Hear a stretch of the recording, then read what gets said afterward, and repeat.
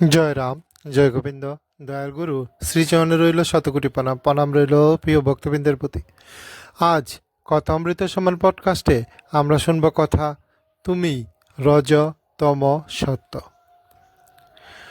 দেহ থাকিলে ভোগ থাকিবে, বাসনা থাকিবে, বাসনা হইতে দুঃখের সৃষ্টি হয়। নাম করিতে করিতে পরকাল দূরে থাকুক, ইহকাল লেরি সমস্ত ঋণ মুক্ত হইয়া যাইবে। সত্যনারায়ণের সেবা ভুলিবেন না। সকল অবস্থায় তিনি জীবের মিত্র সহচর। ভাগ্যে যাহা নাই তাহা কোথা হইতে আসিবে? ভাগ্যে যা আছে বুক করিতে হইবে। দুঃখ কষ্ট গ্রহ বৈগুণ্য নয়, কাহারও ইচ্ছায় কোনো কিছু হয় না। চেষ্টা তো করিতেছেন, চেষ্টা করিতে করিতে যতটুকু ভাগ্য আছে সেইটুকু আসিবে। সমস্যার মহাসমুদ্রে ডুবে যাচ্ছেন বলিয়া আতঙ্কিত হইবেন না। ওনার উপর আস্থা রাখিবেন।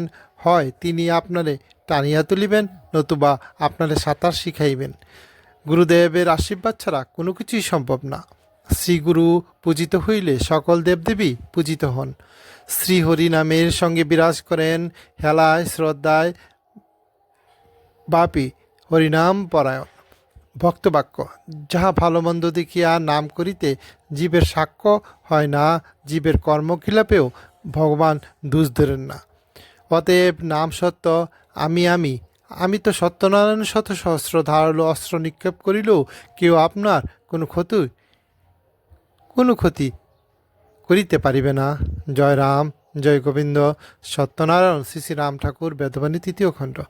জয় রাম, জয় গোবিন্দ। গুরুর কৃপা সবার উপর বর্ষিত হোক, গুরুর আশীর্বাদে জগৎ আলোকিত হোক, গুরুর মহিমা জগৎব্যাপী প্রচার হোক। সবাই খুব ভালো থাকবেন। সবার প্রতি বিশেষ অনুরোধ রইল আমাদের এই চ্যানেলটি লাইক, শেয়ার ও সাবস্ক্রাইব করার জন্য, এবং আপনার বহুমূল্যবান মতামত আমাদের কমেন্ট বক্সে জানাবেন।